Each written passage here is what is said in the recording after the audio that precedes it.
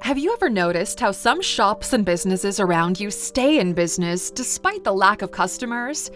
If a business has a really complicated business structure where it's hard to see the real beneficiary, has a prime real estate location but barely any customers, they're primarily a cash business with irregular purchase patterns, or they pretty much deal in intangibles, well, you might be looking at a front for money laundering and you may have walked past them already. Especially the last few on this list will make you question some things. Here are 15 of the most common money laundering businesses. Candy stores. We know you've seen them. How the hell do these candy stores afford to pay rent in central London for multiple stories in a building? Just how much money is in candy?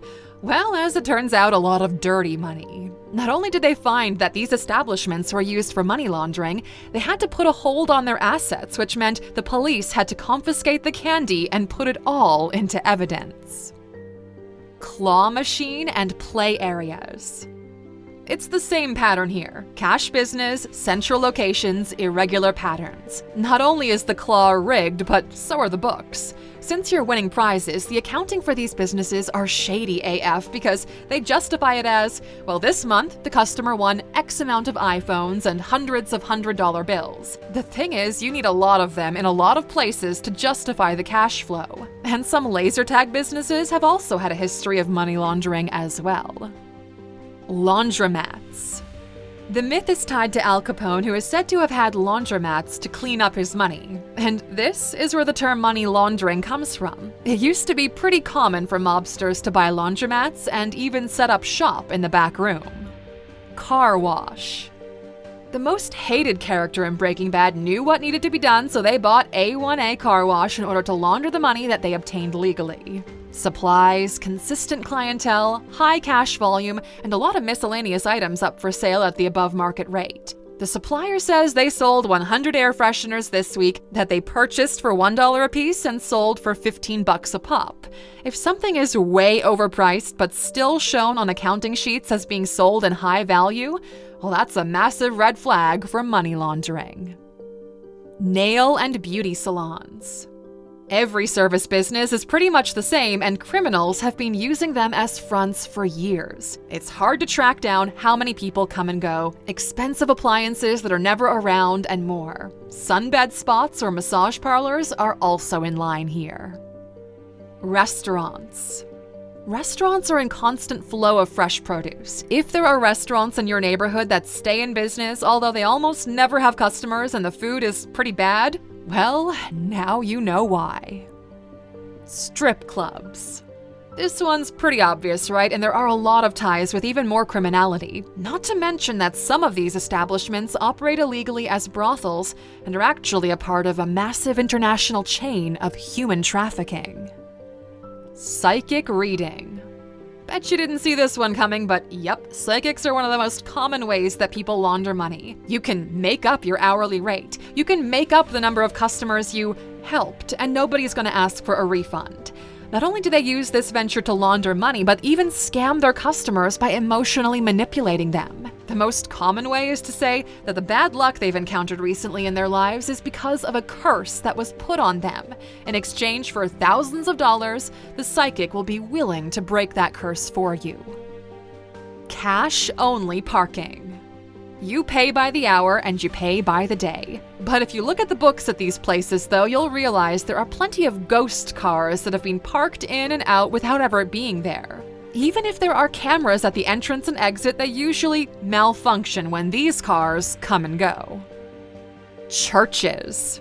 Bet you didn't see this one coming. Since churches are not obligated to file financial documents, they're perfect for money laundering. There's an estimate that at least 1 in 5 churches commits money laundering or other financial misdemeanors. There's even something called a Palermo Convention that specifically looks at the issue and tries to minimize its damage to society.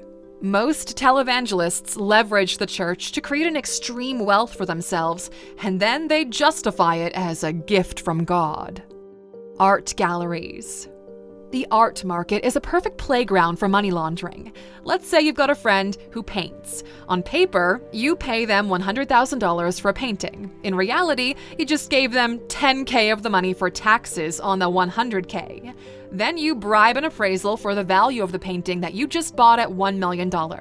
Then you donate the painting to a museum and get a $1 million tax cut for less than $50K. Welcome to the world of art, where intangible value is the name of the game. Flower shops. Have you noticed how there are 24-hour open flower shops? It's not really something you pay attention to, but what in the world does a flower shop sell at 1 a.m.?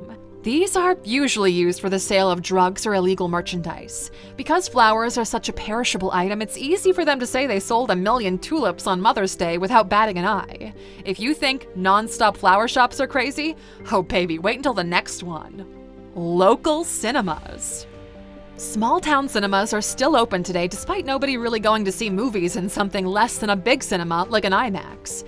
These places are still open even after COVID. These run-down spots can't even justify the cost of electricity, but now and then, if you check the books, you'll see some cheap movies from the past drawing in massive crowds consistently. At least on paper. Cash to crypto assets. The NFT craze was insane. Crypto tumblers have been around for a while on the dark web, where people throw in their crypto from unmentionable sources, they get mixed in with all the questionable cryptos, and then they get randomly redistributed. Crypto coins like Monero were the go-tos because they provided no source of transaction. So how did the money launder work? Well, some miner has 100 bitcoins on a hardware wallet. You give them $3 million of dirty money in cash in exchange for the wallet. You take the wallet, fly to Dubai, and buy yourself a villa on the Palm with the crypto, since they don't ask you the source of the funds. You hold the villa for a couple of years, then you sell it for laundered cash without paying any taxes on the transaction. Fruits and grain. Fruit vendors, water vendors, and all the little stalls that people use to sell things to tourists. That's why the service is so bad and why the products are so expensive.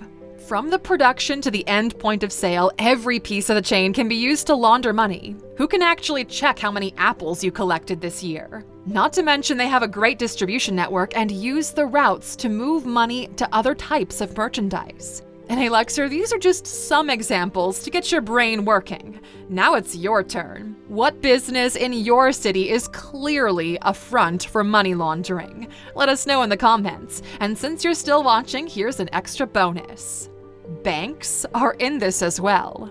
$1.3 million in cocaine was seized a couple of years ago on a cargo ship owned and operated by JP Chase. And they're not the only ones, okay? HSBC provided money laundering services of more than $881 million to various drug cartels, including Mexico's Sinaloa cartel and Colombia's Norte de Valle cartel. In the case of HSBC, they only had to pay a fine of $1.9 billion and swear they'll change their ways. And look, we could keep going on this train for days, all right? Many African countries are also opening to laundering terrorist organization money because of the high level of corruption. Looking around you kind of makes you wonder, right? We'll see you back here tomorrow, Luxor. Take care.